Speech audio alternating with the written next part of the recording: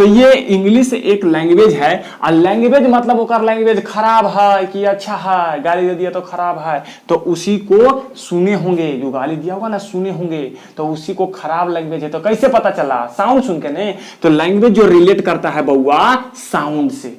Language किससे relate करता है? रिलेट मतलब समझो को, रिलेशनशिप। वो हमारा मौसा लगता है स्त्रीलिंग में, बहुत अच्छा। तो जैसे ही रिलेट किया तो ओकरा की कहा देते हैं कि रिलेट करता है साउंड से। साउंड की संख्या कितना बताएं? साउंड की संख्या बउआ 44, जेकरा में 20 छोटे वॉवेल साउंड और बाबू 24 जो है कॉन्सोनेंट साउंड। ये बात कितना के नहीं पचेगा। कहां से हम बोल रहे हैं? अपना घर से नहीं, according to IPA chart, international phonetic alphabet chart. Google पे सर्च मार करके देख लीजिए, आपको आ जाएगा कि साउंड की संख्या 44 होती है।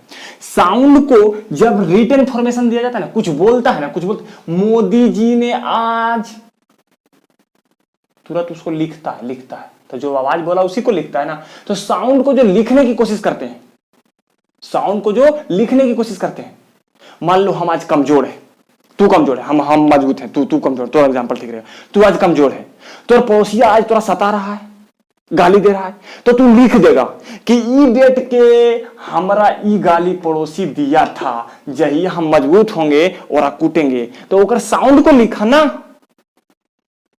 तो साउंड को जब रिटन फॉर्मेशन देते हैं ना, तो वो लिखते कैसे हैं? लेटर के सहायता से, अक्षर के सहायता से। तो साउंड के रिटन फॉर्मेशन को हम लोग क्या कहते हैं? लेटर। और लेटर की संख्या कितना बताएं? 26। एकरा में कई प्रकार के लेटर? 2 प्रकार के लेटर। एक को बताएं हम क्या? एक को बताएं बुआ वोवेल लेटर, एक को बताएं हम कंसोनेंट लेटर। वोवेल लेटर की संख्या कितना बताएं? 5। कंसोनेंट लेटर की संख्या कितना बताएं? 21। ये बात समझ में आया? और जैसे ही वोवेल और कंसोनेंट पढ़ाया जाता है, कौन चैप्टर का स्टार्ट हो जाता है? आर्टिकल। आर्टिकल में क्या पढ़ाया जाता है? A N the. तो ए एन कैसे पढ़ाते हैं? वोवेल के पहले एन लगता है, कंसोनेंट के पहले ए लगता है। तो एक चैप्टर स्टार्ट हो गया नहीं यार, आर्टिकल स्टार्ट हो गया, आर्टिकल। और ये जब मैं स्टार्ट करेंगे तो जैसा ही लेटर को हम जोड़ना चाहेंगे, जोड़ करके की बनेगा? लेटर को जोड़ने से बनता है वर्ड। जैसे एगो लेटर मान लो है ए, एगो अभी बतलिए कि एगो लेटर है ए, एगो मान लीजिए कि लेटर है सी, और एगो लेटर है कि मान लीजिए टी। तो ये 3 गो लेटर से जुड़ गया, मिल गया, ग्रुप बना। इसका मतलब है एक्ट। और एक्ट का मीनिंग क्या होता है? अभिनय करना। अभिनय करना मतलब एक्ट से ही बना है। एक्टर, अभिनेता, हीरो, अभिनेता, इसी से बना है ना। तो आगे देखने में हम लिखते हैं एगो सी, एगो लिखते हैं ए, एगो लिखते हैं टी। CAT 3 लेटर से मिलकर बना है। CAT कैट मतलब क्या होता है? फिर तू बिलाड़ा बोलता है, बिल्ली, बिलाड़ा नहीं, बिल्ली। तो ये समझ में आ गए। अब जैसे ही ये कॉम्बिनेशन बना तो क्या बन गया? वर्ड। क्या सर सभी लेटर के कॉम्बिनेशन को हम वर्ड कहेंगे? क्या सभी के पापा को हम पापा कहेंगे? नहीं, जो हमारे पापा रहेगा ओकरे पापा कहेंगे। तो वहां पर मीनिंगफुल सेंस जब देगा ना छोटे, तब तुम उसको वर्ड कहोगे। मीनिंगफुल सेंस मतलब कहने के कोई महत्व रहना चाहिए, कुछ मतलब निकलना चाहिए, तब उसको हम लोग क्या कहेंगे? वर्ड कहेंगे। और जो मतलब नहीं निकलेगा उसको हम लोग वर्ड नहीं कहेंगे। बात समझ में आ गया? मतलब कैसे नहीं निकलता है? 1 मिनट में देखो, ये देखो CAT कैट मतलब निकला ना। आइए एकरे कर देते हैं हम ऐसे करके, उलट के जरिए कर देते हैं। एरा कर देते हैं TAC, टक मतलब कुछ नहीं, मतलब नहीं निकला। एक रो बउआ मिला जुला के ग्रुप है, सब मिलल है, 3 गो अक्षर मिलल है। तो आप कहे थे कि मिला, जब लेटर मिल जाता है तो वर्ड बन जाता है। हम ये भी बोले थे कि ओरा पास मीनिंगफुल सेंस रहना चाहिए, ओरा पास एक शब्द रहना चाहिए। एरा पास कोई शब्द ना है, TAC कुछ नहीं होता है, तो ये वर्ड नहीं है। जब वर्ड को कंबाइन करोगे तो ये वर्ड, इस वर्ड को जब आप कंबाइन करेंगे तो क्या बनेगा? इस वर्ड को जब बहुत सारे वर्ड को कंबाइन करोगे तो बन जाएगा फ्रेज। PHARASE, phrase. ठीक है। और फ्रेज जैसा ही बनेगा, बल फ्रेज एगो बना के दिखाइए तो देखो, एक होता है CAT कैट्स एंड डॉग्स। तो कैट एंड डॉग्स मतलब क्या होता है? कुत्ता और बिल्ली। कैट एंड डॉग्स मतलब क्या होता है? कुत्ता और बिल्ली ना। कैट एंड डॉग्स मिल जाता है ना तो मूसलाधार बारिश कहलाता है। मूसलाधार बारिश, नहीं समझ में आया? ये फ्रेज, फ्रेज सबको समझ में ना आता है। कैसे नहीं समझ में आता है? बल 1 2 3 हो जाना, 1 2 3 हो जाना कि दूसर कुछ को है, कैसे तो को है भाग जाना, जकर मतलब हो 1 2 3 हो जाना, ओकरे को है यार, कोई बताओ जल्दी से। 9 2 11 हो जाना, यस 9 2 11 हो जाना मतलब कि भाग जाना। तो ये फ्रेज है 9 2 11 हो जाना। चांद का तारा फ्रेज है, फ्रेज है। हाँ तो सब तो तेज है यार, छोटा रहे दे।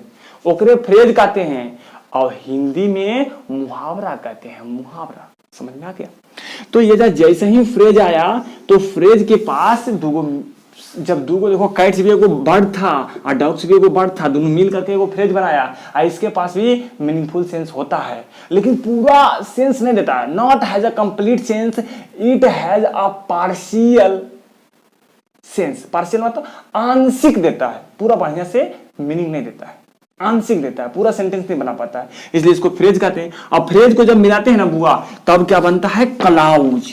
फ्रेज को जब बनाते हैं तो बनता है क्लाउज। और क्लाउज बउआ जैसा ही अब क्लाउज को मिलाते हैं तो सेंटेंस बन जाता है, और सेंटेंस बन गया तो हमको इंग्लिश बोलना सीख गए। 1 घंटा तो इंग्लिश सिखा दिली, समझ लो, समझ लो ना, इंग्लिश बोले लागलो सबके। और नहीं ले तो आज ही तैयार, रुको ज्यादा देर नहीं, कोई देर नहीं है, ज्यादा देर एकदम कुछ देर नहीं है, तुरंत ऑफलाइन बैच स्टार्ट हो रहा है, इंग्लिश पढ़ाना स्टार्ट कर दे। तो तुरंत ये फ्रेज से क्लाउज बना और क्लाउज से क्या बन जाएगा? सेंटेंस। अब देखो चैप्टर कहां कहां है, बच्चा जो बोल रहा था कि चैप्टर हम कहां कहां पढ़े, तो देखो चैप्टर कहां कहां पढ़ना है। जैसा ही लेटर में ए एन स्टार्ट हुआ तो कौन सा चैप्टर यहां पर स्टार्ट हो रहा था? यहां पर स्टार्ट हो रहा था आर्टिकल। आर्टिकल को हिंदी में क्या कहते हैं? खोज के रखिएगा, हम नहीं जानते हैं, जानते हैं बता देंगे, नहीं बताएंगे अभी। आर्टिकल के हिंदी खोज के रखिएगा। आर्टिकल इतना के तहत तुम्हें गिरफ्तार किया जाता है, ओकर मतलब धारा होता है, धारा वाला ना है, या पढ़े वाला दूसर कुछ है, और खोज करके रखना है तो रखना है, आपका काम है, और हम दोनों जानते हैं। आर्टिकल मतलब सामान भी होता है, इहो हिंदी ना है। आर्टिकल मतलब सामान भी होता है, आर्टिकल मतलब धारा भी होता है, और एगो आर्टिकल मतलब जो सब्जेक्ट नाम है वो वाला नहीं बताएंगे, टॉपिक का नाम है ना आर्टिकल, वो खोज के रखना है। तो जैसा ही आर्टिकल समझ में आ गया, ए आर्टिकल में क्या पढ़ेंगे? ए पढ़ेंगे, आइन पढ़ेंगे और दा पढ़ेंगे। ए आइन दा को आर्टिकल कहा जाता है। क्यों कहा जाता है? ए आइन दा को आर्टिकल क्यों कहते हैं? हाँ नहीं यार, मिल के बात करेंगे तो कुछ अच्छा खास नहीं लगेगा, तू भी कुछ कहेगा, हम भी कुछ कहेंगे, ऐसे कहते हैं, हम भुगते रहे। अब जल्दी से आ जाओ। ए एन दा को आर्टिकल कहते हैं, ए एन को इंडिफिनिट आर्टिकल कहते हैं, दा को डिफिनिट आर्टिकल कहते हैं। डिफिनिट मतलब निश्चित होता है, इंडिफिनिट मतलब अनिश्चित होता है। समझिए, यहाँ आर्टिकल नहीं स्टार्ट किए, हम आगे बढ़ेंगे, लेटर को मिलाएंगे, वर्ड बनेगा। वर्ड 8 प्रकार का काम करेगा। नाउन के, प्रोनाउन के, एडजेक्टिव के, वर्ब के, एडवर्ब के, प्रीपोजिशन के, कंजक्शन के। अगर इस टोटल के बाद अगर बात किया जाए तो चैप्टर नाम स्टार्ट होगा जिसका नाम होगा पार्ट्स ऑफ स्पीच। 10वां में आप लोग इसको पढ़े होंगे, पार्ट्स ऑफ स्पीच को। बात समझ में आया? एरम की पढ़ाया जाता है? एरम पढ़ाया जाता है नाउन क्या होता है, प्रोनाउन क्या होता है, एडजेक्टिव क्या होता है, एडवर्ब क्या होता है, प्रीपोजिशन क्या होता है, कंजक्शन क्या होता है, इंटरजेक्शन क्या होता है। इसी 8 को पार्ट्स ऑफ स्पीच के नाम से जानते हैं। ये जो हमारा चैप्टर स्टार्ट करेगा मानना है, ये जब स्टार्ट हो रहा था नाउन प्रोनाउन पढ़ाने लगते, ये जो नहीं स्टार्ट करेगा माने, तब क्या कर, इसी को कंबाइन करेंगे तो क्या बन जाएगा? फ्रेज। फ्रेज भी बहुत प्रकार का होता है। Noun phrase, adjective phrase, verbial phrase, adverbial phrase, prepositional phrase, conjunctional phrase, interjectional phrase नहीं होता है। तो इतना प्रकार का फ्रेज, तो ये फ्रेज के बारे में हमको पढ़ाना पड़ जाएगा या जो चैप्टर ना स्टार्ट करेंगे, ये हो कटकुट। अब जब फ्रेज को मिलाएंगे तो बन जाएगा क्लाउज। क्लाउज पर भी चैप्टर स्टार्ट होता है। How many times of clause, how many kinds of clause, subordinate clause, coordinate clause.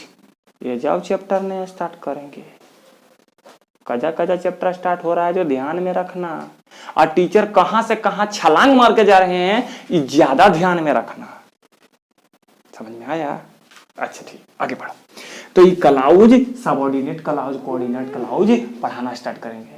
यह जब नहीं अगर स्टार्ट करेंगे क्लाउज को मिलाएंगे तो बनेगा सेंटेंस। सेंटेंस आ गया। अब कहिए कि ये जब नहीं स्टार्ट करेंगे तो अबरी कहिया पढ़ाइएगा। सेंटेंस आ जाता है किसी को तो बोलने के लिए आ जाता है। अब बोलने के लिए आ जाता है तो आप सिखाना पड़ेगा कि शुद्ध शुद्ध कैसे बोला जाता है। उसी का नाम व्याकरण कहते हैं, व्याकरण कहते हैं, ग्रामर कहते हैं कि ग्रामर कहते हैं। कंफ्यूजन है यार, ग्रामर कहते हैं कि ग्रामर, ये दोनों में तो दो गलती करबो। हम बताएंगे कि ग्रामर होता है कि ग्रामर होता है। यहां समझ में आया। सेंटेंस बउआ जैसी सीख गल हो, इंग्लिश सीख गया तो काहे सीख गए इंग्लिश? क्योंकि किसी प्रकार का सेंटेंस आप बोलने लगिएगा और सेंटेंस यदि बोलने लगे तो बाबू बाक बोलने लगे, अगला समझने लगा, आप भी बोलने लगे, समझने लगे, इंग्लिश सीख गए। 1 घंटा में इंग्लिश हम सिखा दिए। हमको लगता है कि आज sentence, kinds of sentence, sentence से स्टार्ट करना पड़ेगा। मन करे तो यहां से समझाओ कि इंग्लिश एक लैंग्वेज होता है, लैंग्वेज की परिभाषा बता दो, इंग्लिश की बात बता